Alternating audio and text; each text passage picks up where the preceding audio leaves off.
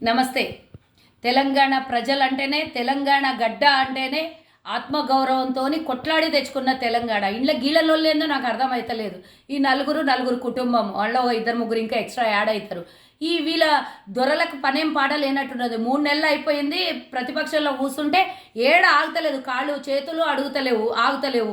ఆడాడ పోయి తండ్రేమో నల్గొండలో పోయి బూతులు తిట్టేసి వస్తాడు. కొడుకు వచ్చి మహబూబ్ నగర్లో కాంగ్రెస్ కంచుకోటలు ఉన్న జాగాలు అన్ని జాగాలలో పోయి ఏమో చేద్దాం అనుకుంటారు. ఏం చేసినా ఏట్లే రాయి తీయనోళ్ళు, గుట్లే రాయి తీయనోళ్ళు ఏట్ల పోయి తీసే పరిస్థితి మీకు ఇప్పుడు లేదు. కథం అయిపోయారు. కేలు కథం, దుకాణం బంద్ అయిపోయింది. ఈరోజు నేను చెప్తున్నా, నిన్న మహబూబ్ నగర్లో మాట్లాడిన చాలా అడ్డిమార్ గుడ్డి దెబ్బతో గెలిచిన కాంగ్రెస్ పార్టీ ఏదో దారిలో ఇట్లా పోతుంటే గెలిపించుకున్నారట. గెలిపించుకోనికి నీలాగా నిన్న వచ్చిన పార్టీ కాదు, 138 ఏళ్ల చరిత్ర ఉన్న పార్టీ. ఇందులో ఈరోజు ముఖ్యమంత్రి రేవంత్ రెడ్డి గారు తెలంగాణలో అధికారంలోకి వచ్చినాక మీరు ఇచ్చినట్ల మాటలు తప్పేవాళ్ళం కాము అని రుజువు చేసుకుంటూ మేము వస్తున్న 48 గంటల్లోనే 2 పథకాలను అమలు చేసినాం. రేపు పొద్దున ఇంకో 2 పథకాలను అమలు చేయబోతున్నాం. ఇవన్నీ కాంగ్రెస్ హయాంలోనే, కాంగ్రెస్ పార్టీ ద్వారానే సాధ్యమైతే అని ప్రజలు ఈరోజు నమ్ముతున్నారు. ప్రజా పరిపాలన ఎట్లుంటుందో 10 ఏళ్ల తర్వాత మళ్ళోసారి కాంగ్రెస్ మార్కు చూపిస్తుంది. ఇకపోతే రేవంత్ రెడ్డి గారి గురించి మాట్లాడినావు. నీకు ఇక పని పాట లేదు, ఏం తీసుకొని కొట్టినా నీకు సరిపోదు అనుకుంటున్న కేటీఆర్. నువ్వు రేవంత్ రెడ్డి గారిని మాట్లాడేటప్పుడు ఆయన కాలు గోటికి కూడా పనికిరావు. చిప్పలు గడిగిన నువ్వెక్కడ?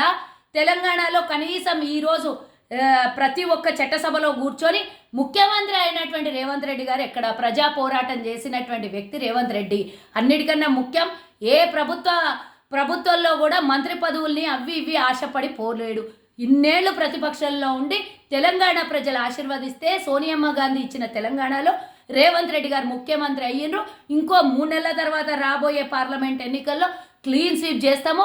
మీరు ఇక పూర్తిగా ఇప్పుడున్న కాస్తో కూస్తో అది కూడా పోతుంది. ఇజ్జత్ మిగుల్చుకోండి, ఇజ్జత్ బచాయించుకోండి అంటున్న కేటీఆర్కి కొంచెం ఆడ ఈడ ఏమైనా మిగిలిందంటే, ఏదన్నా అబద్ధాలు చెప్పి మాటలు ఇచ్చేటటువంటి మీ కార్యకర్తల్ని కూడా మోసం చేస్తున్న మీకు నేను సమాధానం చెప్తున్నా. ఇంకోసారి మా జోలికి, మా పార్టీ జోలికి, మా ముఖ్యమంత్రి జోలికి వస్తే ఇక మీరు ఆ జిల్లాల నుంచి బయటికి వెళ్ళరు.